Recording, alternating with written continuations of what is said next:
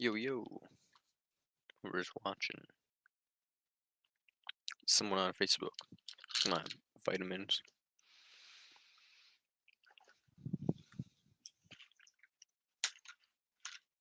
What's going on a subjective level?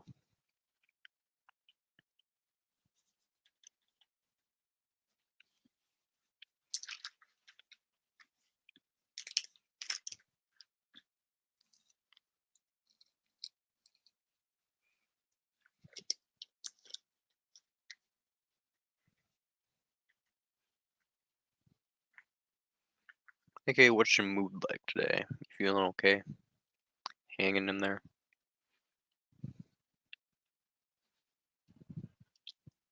This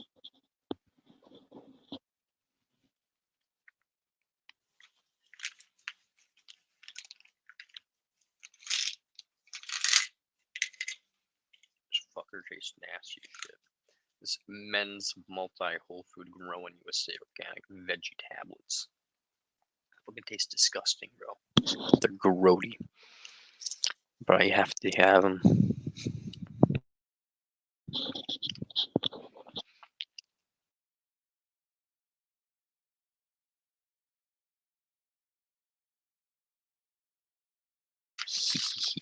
Just kidding. It's pretty normal. I still have a bunch of fucking fish oil from when I wasn't vegan, so I'm just kind of like, what do I do with it? So I guess every once in a while I'll just take one of these fuckers. They're thick.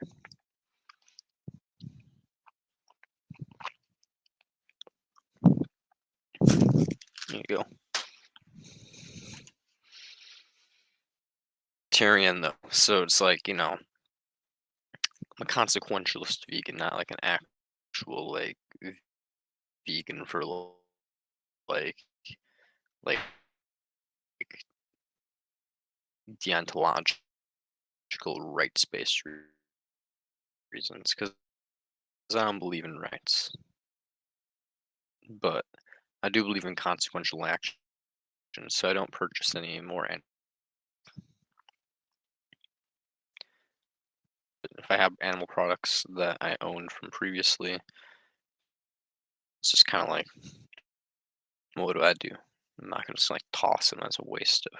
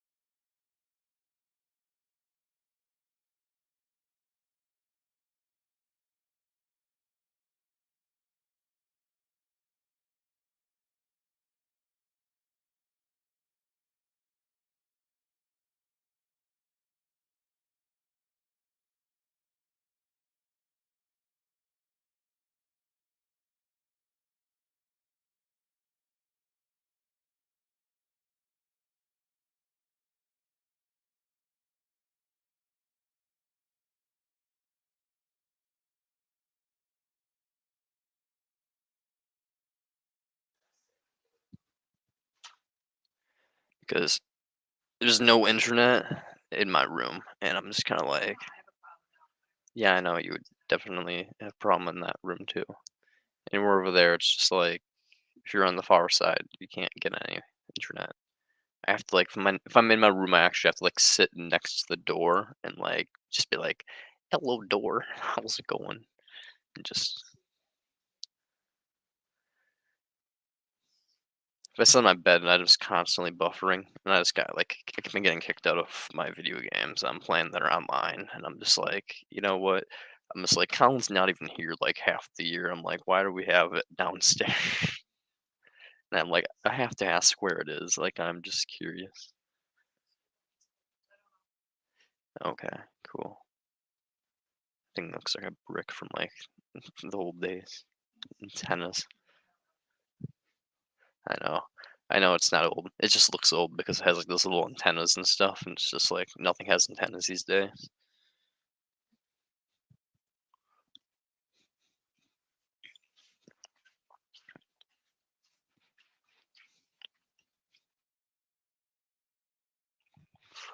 Okay, let's give this a shot.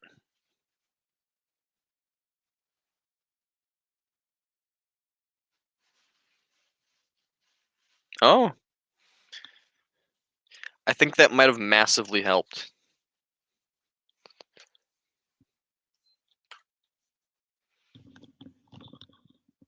Wait, no, it didn't. Never mind. I lied.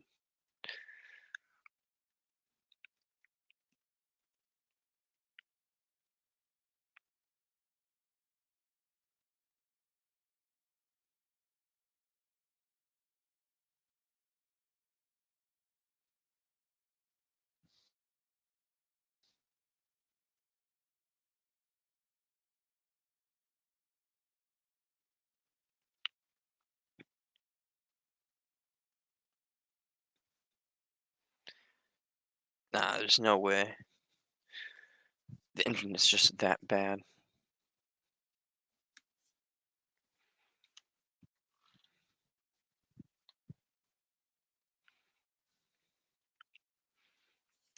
Yeah, I guess I'm gonna go outside. Screw it. And the internet's probably better outside than my room. I'm just gonna go there.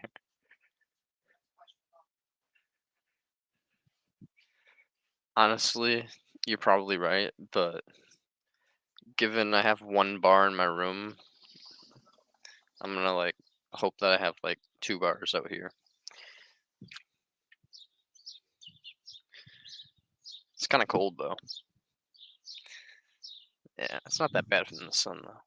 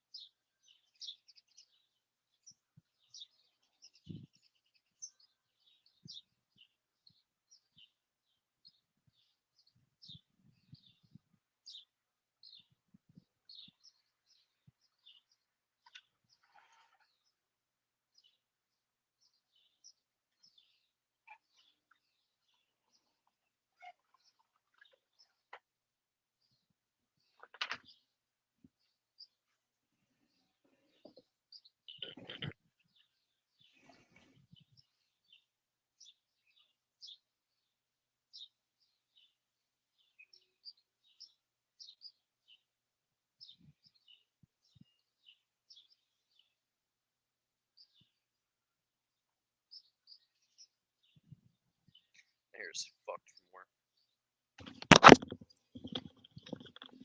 Whatever. It really do be. My hair's kind of shit from work. It's easier to see the screen with my glasses on or off. Kind of wish it was easier to see the screen. Maybe I turn the brightness.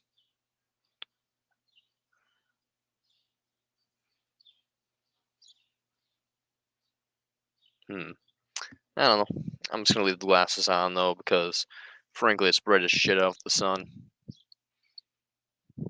Makes me look like a little weirdo though, but I don't give a shit. It's bright outside. Marco.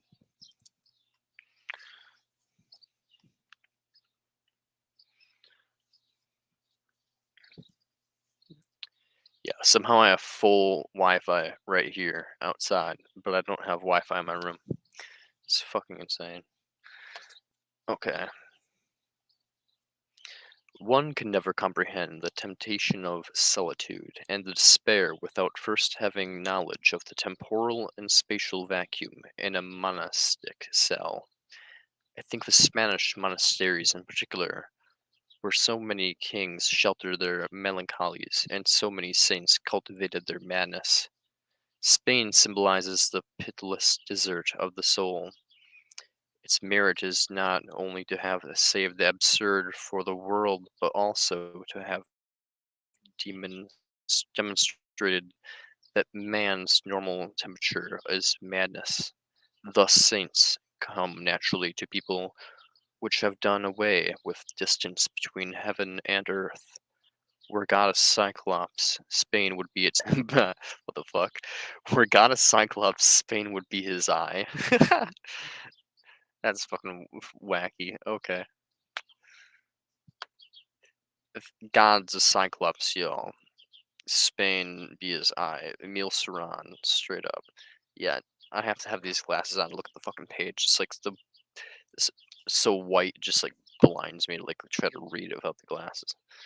Okay, and I don't want to go blind. One must think of God day and night in order to wear him out, to turn him into a cliche. We can free ourselves from him only by appealing to him incessantly in order to tire ourselves out, to make him superfluous. The persistence with which God settles himself in our inner space will end nullifying him. The time will come when he will fail, like an overripe fruit grown in the garden of our solitude, where there are tears which pierce through the earth and rise as star skies. A wind whistle. Oh, that was a different line. My bad. Sometimes I don't notice the little tiny diamonds. There are tears which pierce through the earth and rise as stars in other skies. I wonder who has wept our stars.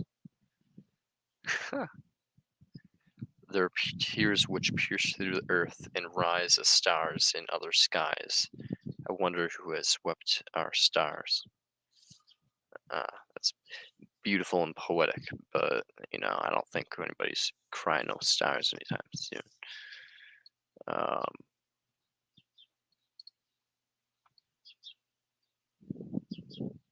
I'm gonna drop another invite link just because if the person is actually watching me on Twitch, feel free to click the SteamYard link and join me out here in this lovely day. We can converse on any subject you deem worthy of conversing on, so long as it actually is. What is the novelty of Christianity?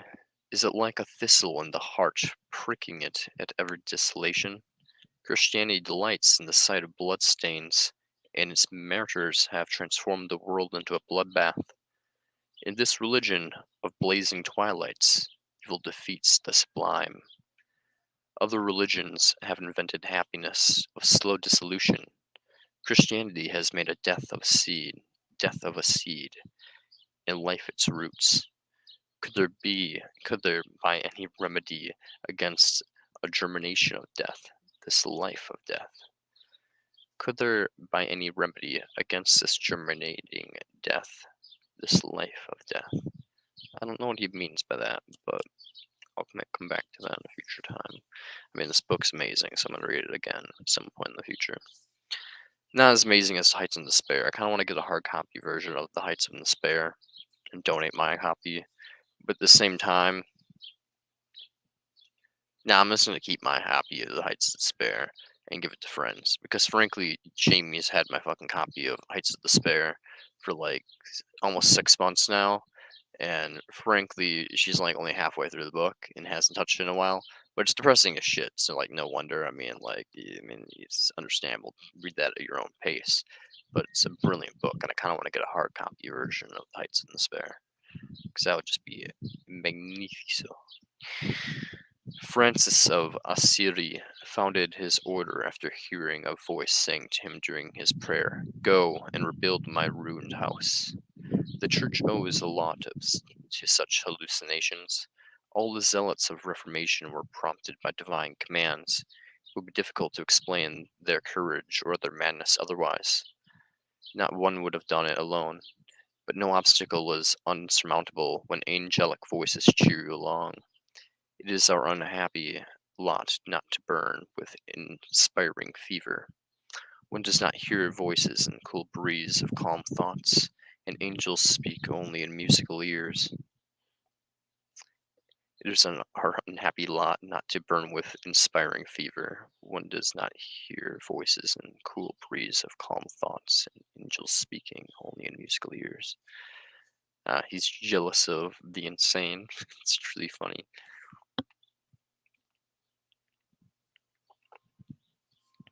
Francis of Assisi's absolute perfection is unforgivable. He has no weaknesses that would render him more familiar, less remote. However, I think I have found one humanizing excuse. When at the end of his life he was about to go blind, the doctors found the cause to be an excess of tears. Ha! When at the end of his life he was about to go blind, the doctors found the cause to be an excess of tears. Huh. Francis Assisi's absolute perfection is unforgivable. He has no weaknesses that would render him more familiar, less remote. However, I think I have found one humanizing excuse. When at the end of his life he was about to go blind, the doctors found the cause to be an excess of tears. That's fucking metal if that's an actual thing that has happened. But at the same time, damn. Excess of Tears is now my new band name. Just kidding. But Excess of Tears. Saintliness is the overcoming of our condition as creatures. The desire to be in God does not go with life near or under near him or under him. I'm going to start over. That was dumb. Saintliness is the overcoming of our condition as creatures. The desire to be in God does not go with life near or under him. The lot of fallen creatures, and if I cannot live, let me live. Let me at least die in God. Or better still, let me be buried alive in him. Be buried alive. If I cannot live, let me at least die in God. Or better still, let me be buried alive in him. Okay. I think I understand what he's saying there. Bit. It's more of an emotional thing. To be enraptured by God. Or saintliness. Whenever we exhaust all the possibilities of a musical theme, the void it leaves behind is infinite. Nothing can reveal divinity better than the inner multiplication through memory of a Bach fugue. After recollecting its feverish, ascending melody, we throw ourselves into God's arms. Music is the last emanation of the universe, just as God is musical's final effluence.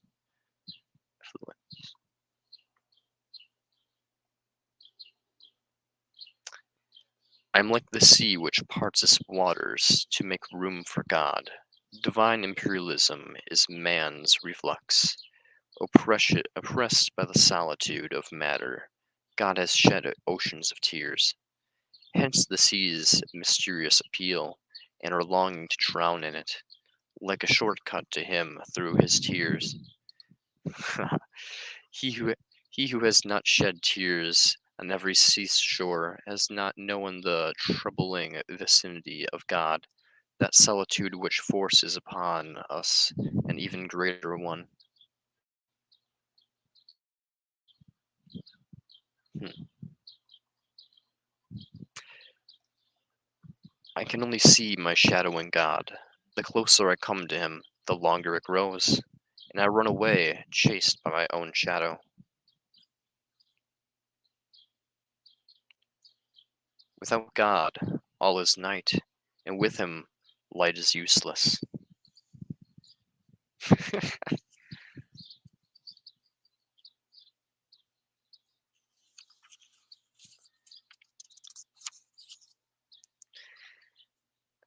I despise Christians because they love men at close quarters. Only in the Sahara could I rediscover love. Just pure loneliness, isolation. I despise Christians because they love men at close quarters. Only in the Sahara could I rediscover love. Hmm. The love for man could only be discovered in solitude, but Christians can love people when they're talking to them, basically he can only love people when driven by uh, biological urges to communicate with others, while Christians are normies, basically, who wish to be social creatures all the time. uh, based. The fewer the solutions, the livelier the thought. Exclamation point. The fewer the solutions, the livelier the thought. I don't know.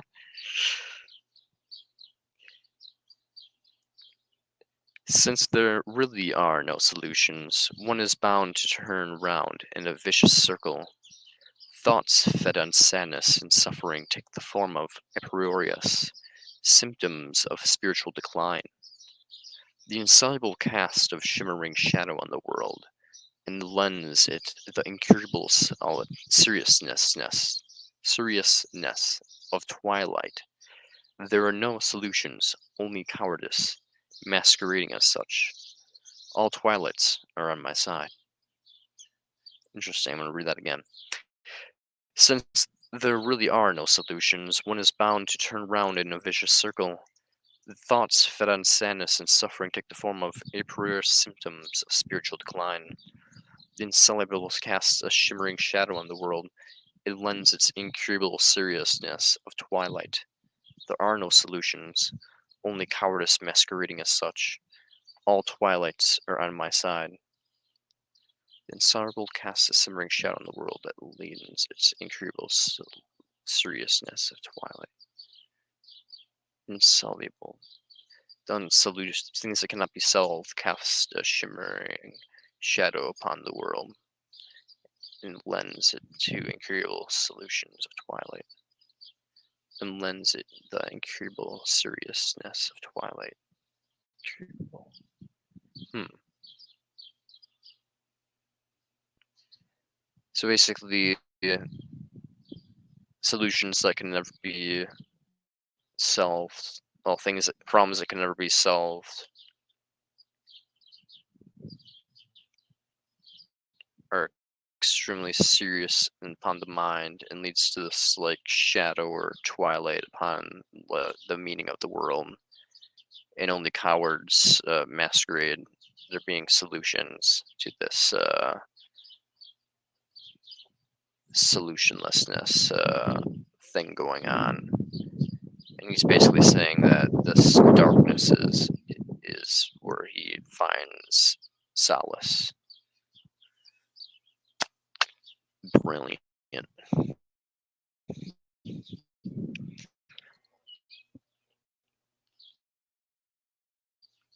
Mysticism revolves around the passion for ecstasy and a horror of the void. One cannot know one without the other soul, a tabular rasa, a striving towards psychological blankness. Ooh. Once it has totally rejected the world, the soul is ripe for a long term and assumed emptiness. Consciousness dilates beyond the limits of cosmos. Stripping it of images is the essential condition for aesthetic spasms.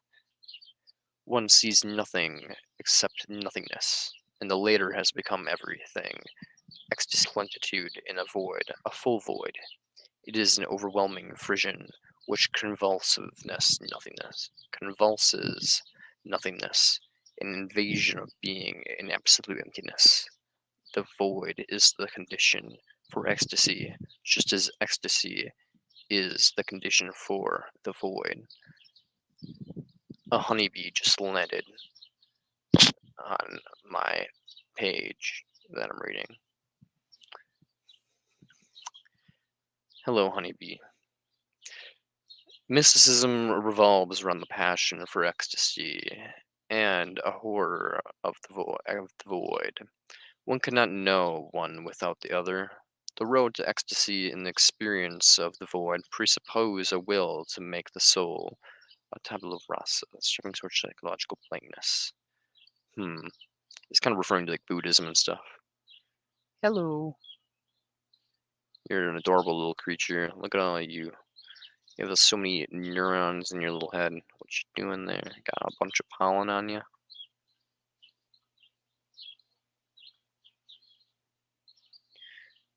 Adorable.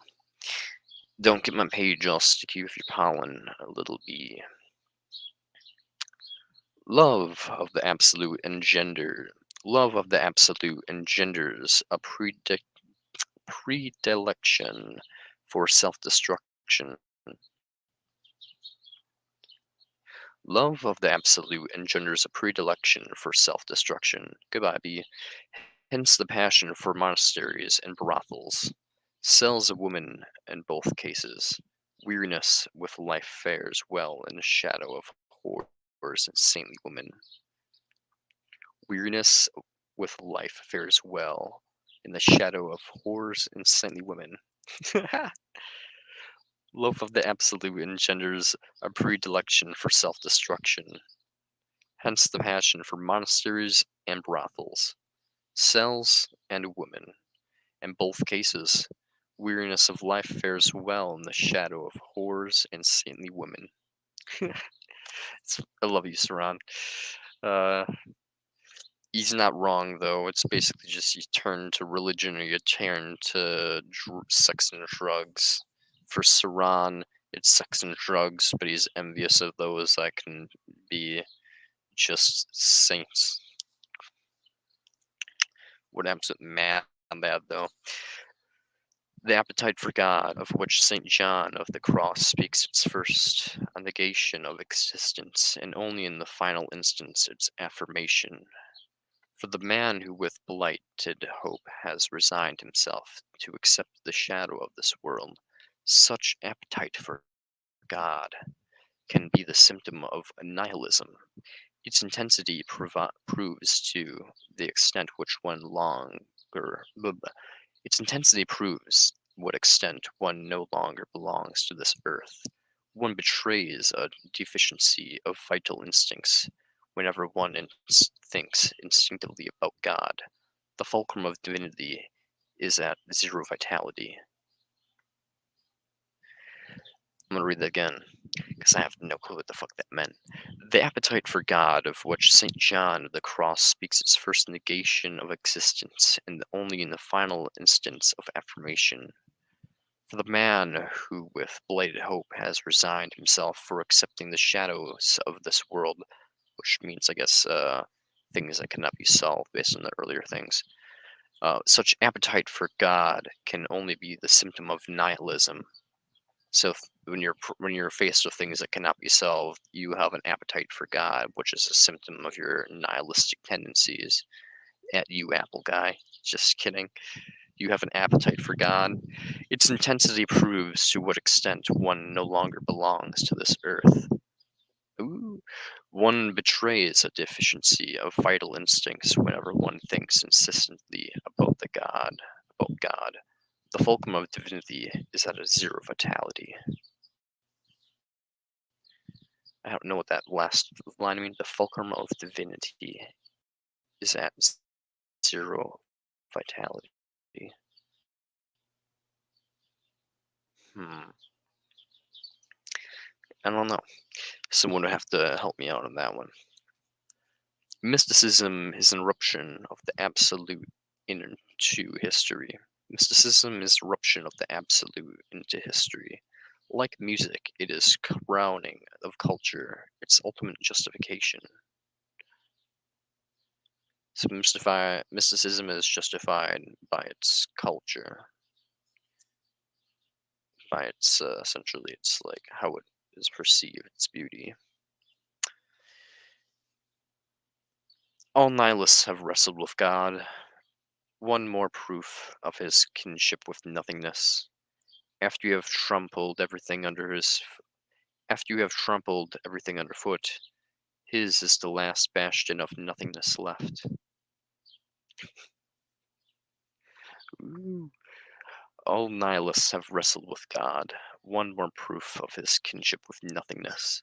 After you have trampled everything underfoot, is the last bastion of his is the last bastion of nothingness left. Caw caw, Mr. Crow. Be quiet now, you little hoe. I can rhyme too, Saran. I'm just not as lyrical as you. Uh, Men speak of God not only to place their madness somewhere, but also to dissimulate it. As long as you are busy with him, you have an excuse for sadness and solitude. God and official madness.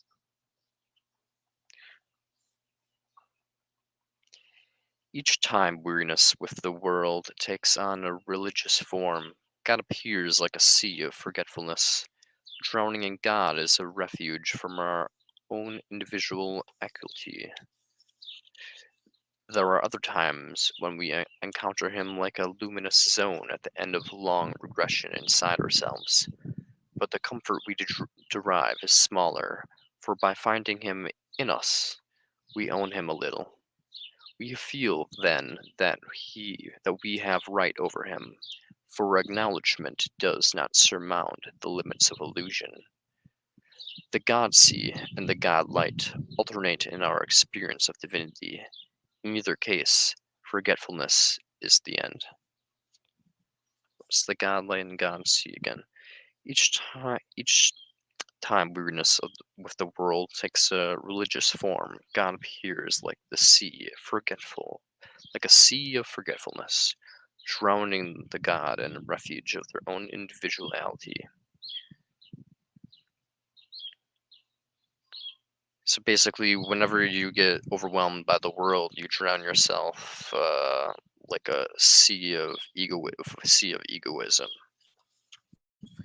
There are other times when we encounter him like a luminous zone at the end of long regression inside ourselves, but the comfort we derive is smaller, for by finding him in us, for the com- there are other times when we encounter him like a luminous zone at the end of a long regression inside ourselves, but the comfort we derive is smaller, for finding him in us, we find him a little, we own him a little, we feel that we have right over him, for acknowledgement does not surmount the limits of illusion. The God, see God in like a alternate or experience of divinity. Hmm.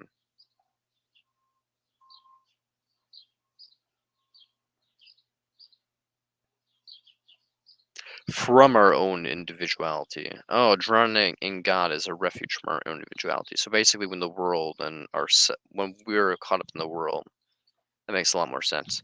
Basically, I was confused. So God appears like a sea of forgetfulness. Drowning in God is a refuge. from our own individuality. So in the world and our own like egoism, which is what makes us like overwhelmed from the world apparently, um, overwhelms us. Drowning ourselves in God and holy is a way to get out. And there are other times when we encounter him like a luminous zone at the end of a long regression. It's like at the end of a long regression inside of ourselves. But the comfort we drive is smaller. For finding him in us, we own him a little. We can feel that we have right over him, for acknowledgement does not surmount the limits of illusion. For acknowledgement does not surmount the limits of illusion.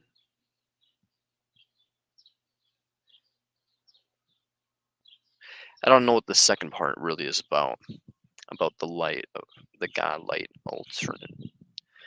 Hmm.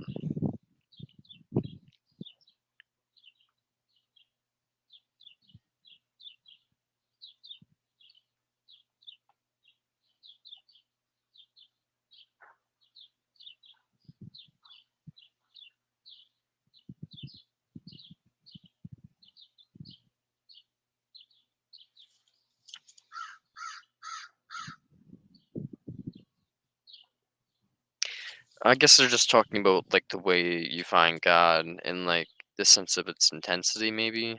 Like it's like it rolls over you like a sea, or it can be like a little luminous zone that's just like a small crevice of your being, maybe.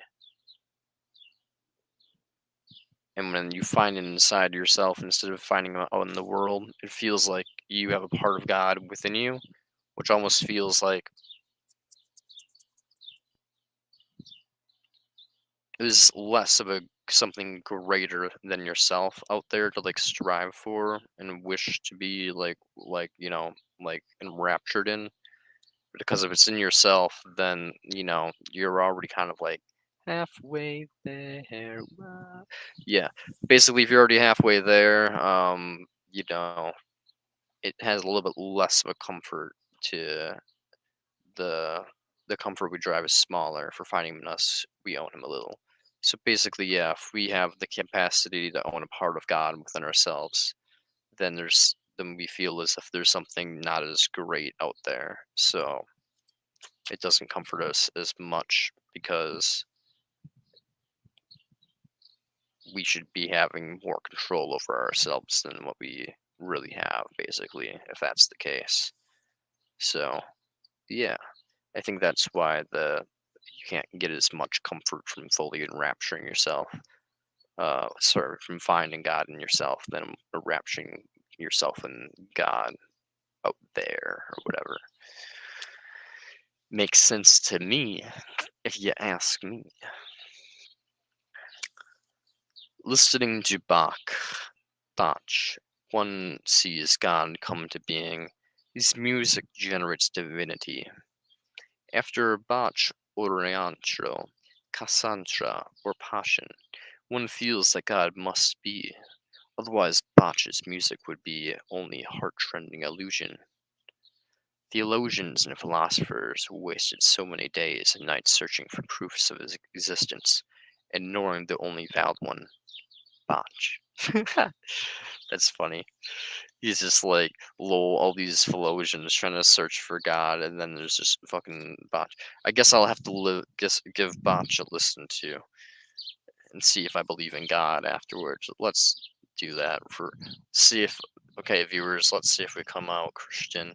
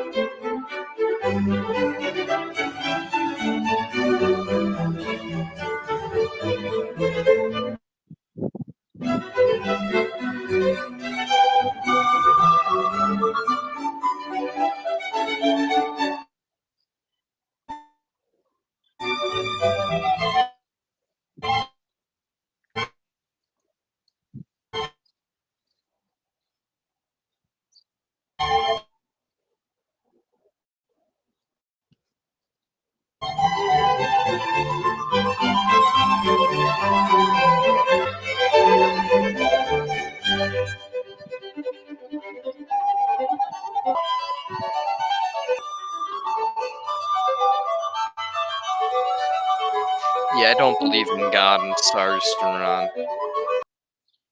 I gave it a shot. I gave it a shot, Ron. Did it for you. But no, Bach isn't. Maybe I'm just not a big fan of classical music. Sadness makes you God's prisoner. Well, I'm a pretty sad boy, so I guess maybe I am God's prisoner. But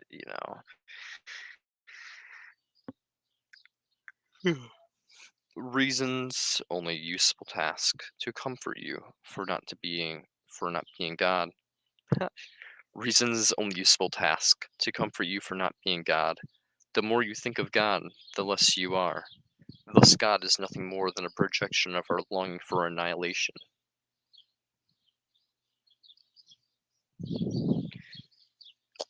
Indeed, I agree.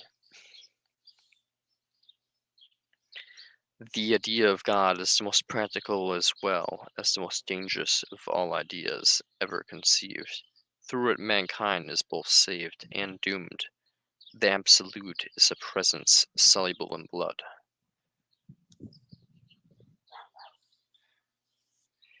In vain do we try to cast off the saints. They leave God behind them the way bees leaves its sting. In vain do we try to cast off the saints. They leave God behind them the way a bee leaves its sting. They just kill themselves and leave God in its wake. Yup. Allah Akbar, I guess, or some shit. I don't know. Why do we recall the Greek cynics so rarely? They knew everything and suffered the consequences for the supreme indiscretion. It took mankind another 1,000 years to gain back its naivety. Compared to the cynics, Descartes, like Homer, seems a child. One is equal predestined to knowledge or to ignorance. Knowledge is like a melancholy sunset. Ignorance, a dawn full of apprehensions. It is better to forget the cynics. Their lack of timidity in front of knowledge betrays a dangerous lust for incurable diseases. Fair enough. Good health is the best weapon against religion. Healthy bodies and healthy minds have never been shaken by religious fears. Christianity has exploited for its own benefit all the illnesses that plague mankind. Had Christ promised us hygiene instead of heavenly kingdom, we would not have been seeking solace in saints ever since his death.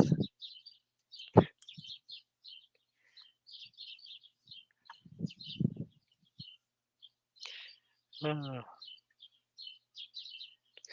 How could Pontius of Eckhart be so contemptuous at times and never feel any regret for it? The failed mystery, the mist, whatever. Man,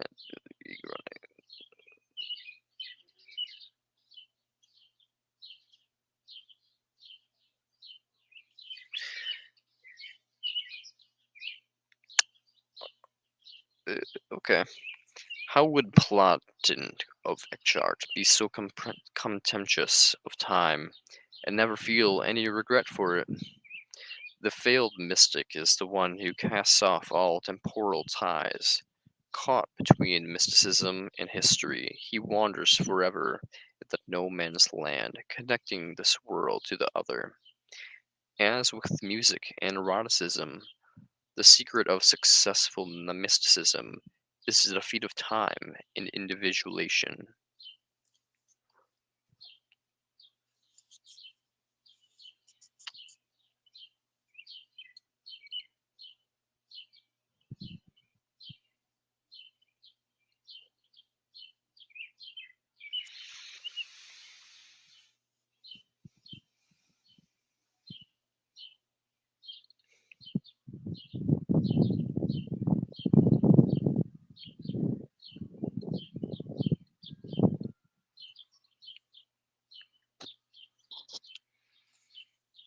To forget the saints, we must be bored with God.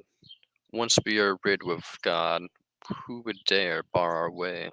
The angels and the saints, crushed under the reins of his temple, cry out in pain. It is easier for me to imagine the Alps turning into a weeping willow than to imagine a man who loves God. How such love comes about, God only knows. But not even God knows why. God is the burial ground of transcendental vagrants. To forget the saints, we must be bored with God. Once we are rid of God, who would dare bar our way?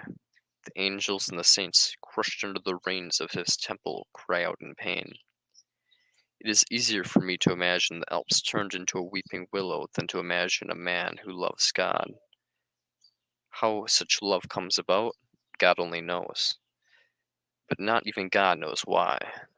God is the burial ground of transcendental vagrants. Transcendental vagrants. Basically, just evil people who have transcended and are just like LMAO, evil daddy, yo. Basically.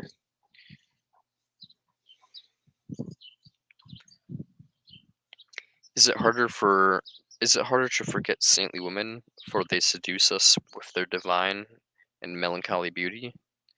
God can easily disguise us once we've had enough of him, but we cling to the holy maidens whose tears we have avidly drunk, and whose sadness has been the source of unspeakable pleasures. It is harder to forget saintly women, for they seduce us with their divine and melancholy beauty. God can easily disgust us once we've had enough of him, but we cling to the holy maidens whose tears we have avidly drunk, and whose sadness has been the source of unspeakable pleasures. That is sadly true. Deep. Kind of disturbed. The last step towards nihilism is the disappearance into divinity.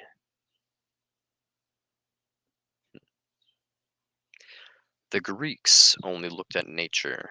Had they truly loved it, they would not have placed its mysticism in transcendence, or religions are disposition of nature. Nothing but thorns bloom in God.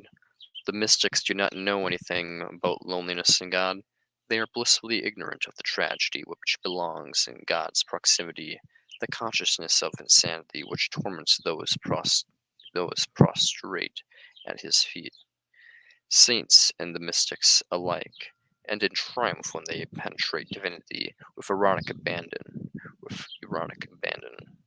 Interesting. But their triumph proves nothing. We who pass through divinity leave them behind, ignorant to the road which leads away from God.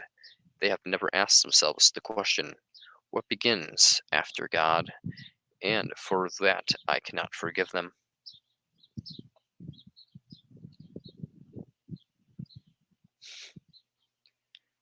The fall out of time is always preceded by a fainting fit proof that psychology and certainty are closely related. Reference to one of his other books, The Fall Out of Time. Life is a series of obsessions one must do away with. Are to love, death, God, or saintliness interchangeable and circumstantial obsessions?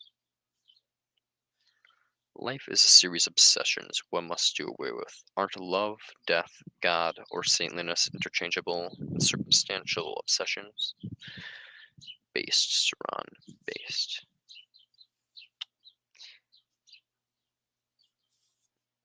Ascesis is one more proof that God is born out of a void of vitality. The more we die in the flesh and in time, the closer we are to Him. God is a blight on all earthly joys.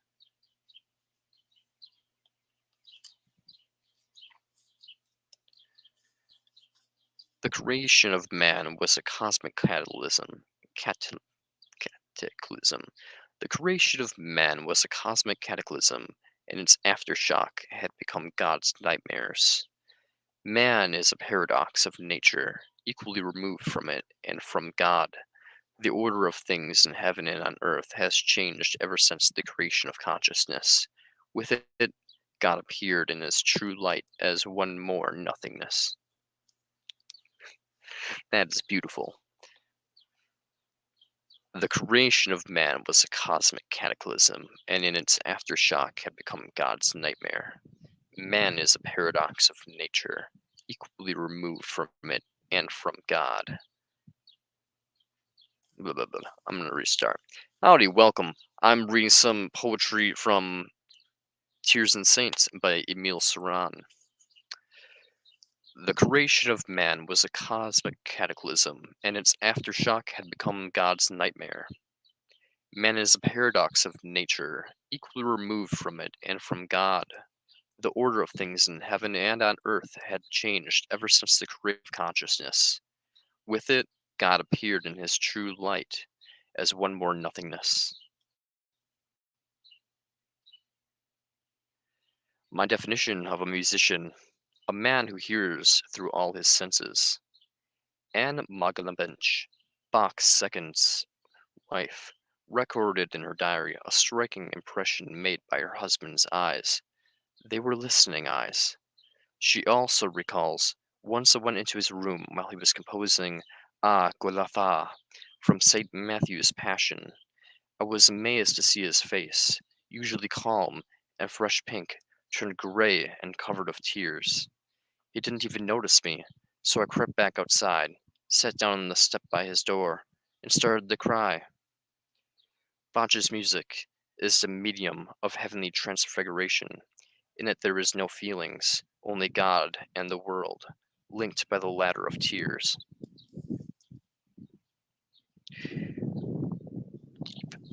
I'm not quite sure about that. Maybe there is no emotions in Bach. I didn't really feel anything, but there was quite a bit of It's quite musical, but there is maybe that's why he likes it so much. It's quite musical, yet there's no emotion. Very much detached from humanity. I very much like humanity's music. I like the bop. I like that groove. You know, you can't really groove to bop. You know, maybe you can get into it if you're like on psychedelics or something. You know, just really feel that shit. But I'd have to be tripping shit and then get into botch. But you know, for now, it's a big old no go. The saints weep. I comment on their tears. All we have left is commentary, since all the tears have already been wept. The saints wept. I comment on their tears. All we have left is commentary, since all the tears have already been wept. Does that mean saying there's no more saints? I don't fucking know. Poets are interested in saints to the extent that they are either thought-provoking or comforting. It's because poets are equal to saints in Saran's eyes. Thought-provoking or comforting. Without their madness, saints would merely be Christians.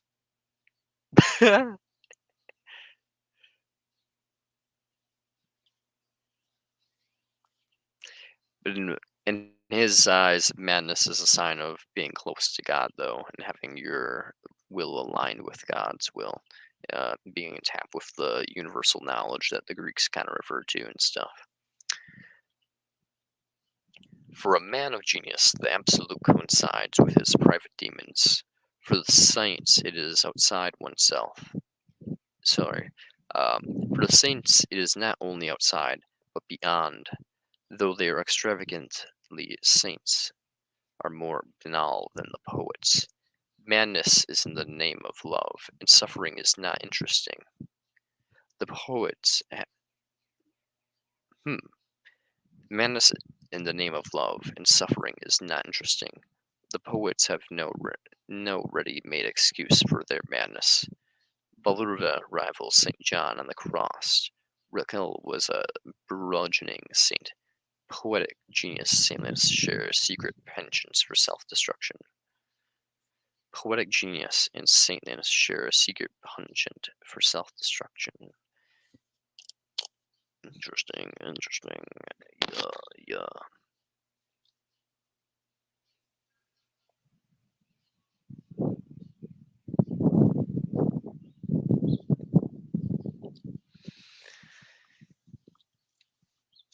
118. Uh,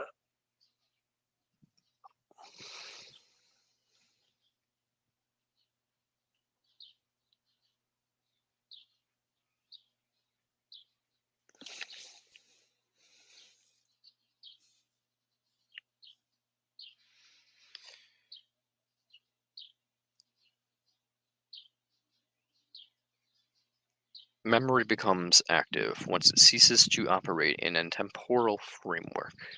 The experience of eternity is actuality. It occurs anywhere and anyhow without reference for our past. It is but a leap out of time, so we do not need to remember anything. Whenever our essential past is concerned, what the fuck? It's just a squirrel, I imagine.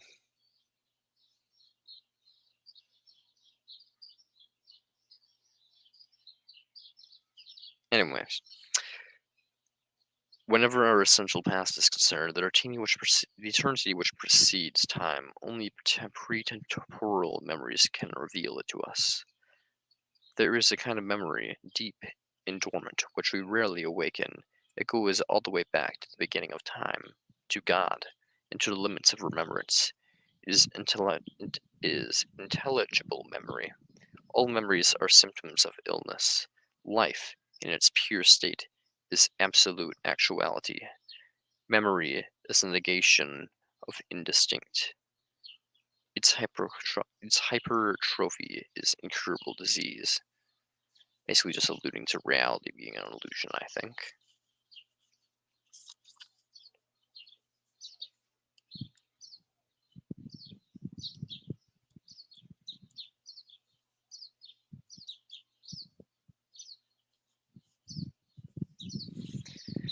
Eternity is not just another attribute of becoming, it is negation. Human nature is equally divined between eternity and becoming. This divination encompasses our tragedy.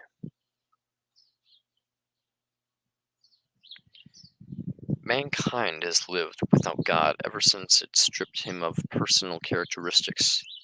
By trying to widen the Almighty's sphere of influence, we have unwittingly put him beyond the pale. Whom shall we address, if not a person who can listen and answer? Having gained so much space, he is everywhere and nowhere.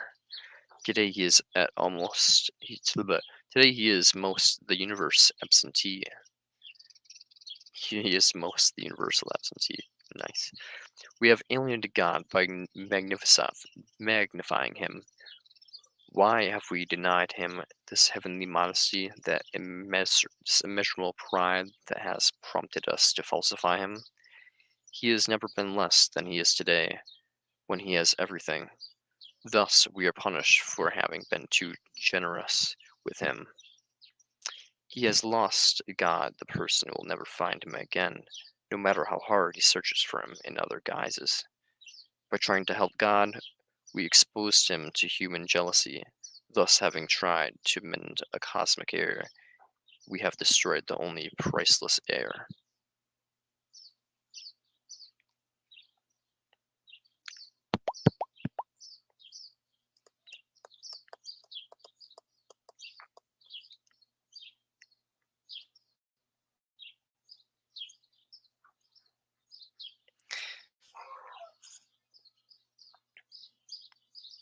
Man's historical destiny is to experiment with the idea of God.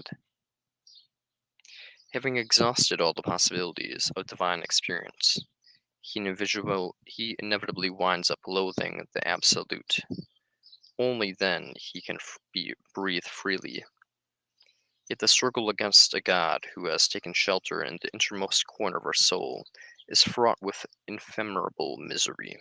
Originating in the fear of losing him, it is as if one needs to devour God's last remains before revealing without hindrance in the freedom that follows upon annihilation.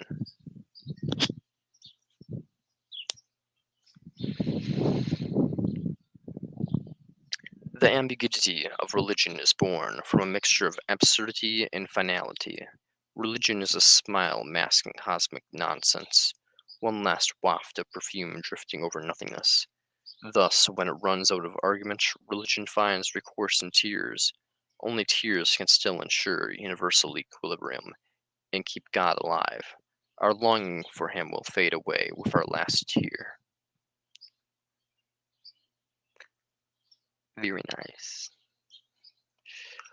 There are moments when one would like to lay down one's arms and dig one's grave close to God's, or maybe fall into stony despair of an esoteric who discovers too late in life futility of reunification.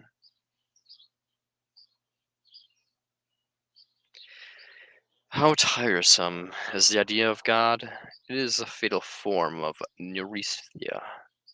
Neurasthenia. I don't know what that means. Its presence is consciousness cause, fatigue, and a low exhausting fever. How did so many saints manage to live to old age with their constant obsession with God? They even cut down their sleep to have more time to think about Him and worship Him. Truly a miracle. Can't be, Saran. Can't it be? Artists can't be religious. To have faith, one must remain passive vis-a-vis the world. The believer must not do anything. The artist cannot believe because he has no time.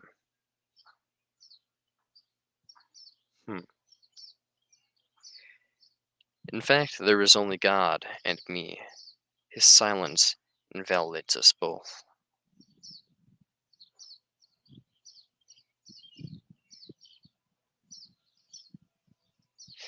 You like a solipsist, bro?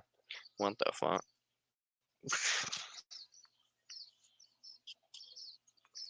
I can die in peace, for I no longer expect anything from him. Our encounter has divided us even more.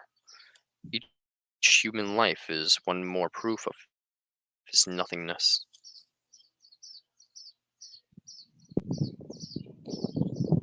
How many people experience the fall from a height to a pre-price? The parting from God has yet to be set to music. The parting from God has yet to be set to music. I don't know, man. I feel like probably a few movies have made God, just like adios God, and it's just like, I don't know, some fucking dumb shit. How many people experience the fall from height? Blah blah blah blah. Without God, everything is nothingness. But God is the supreme nothingness. Thank you, Saran. Very cool.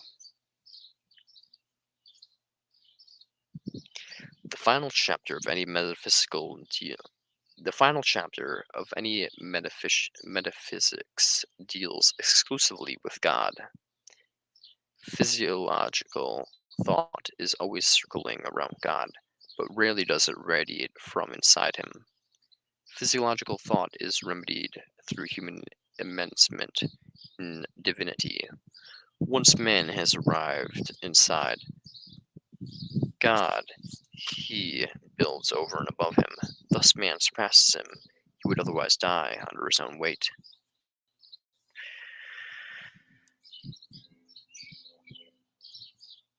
I'm sorry, sometimes that God no longer fills us with dread. If only he could feel again the primordial quiver of dread in front of the unknown.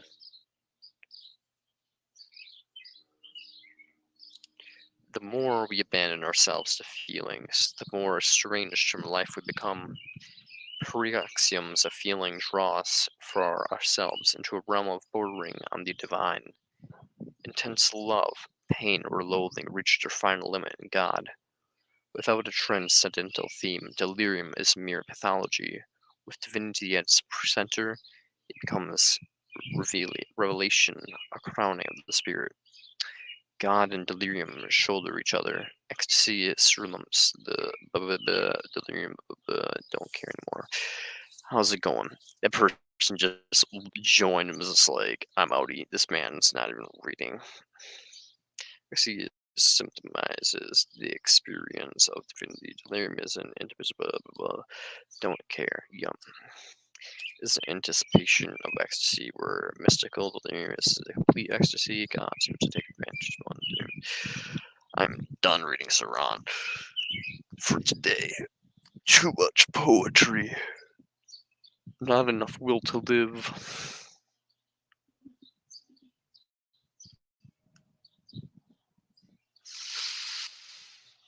Too many poems, not enough will.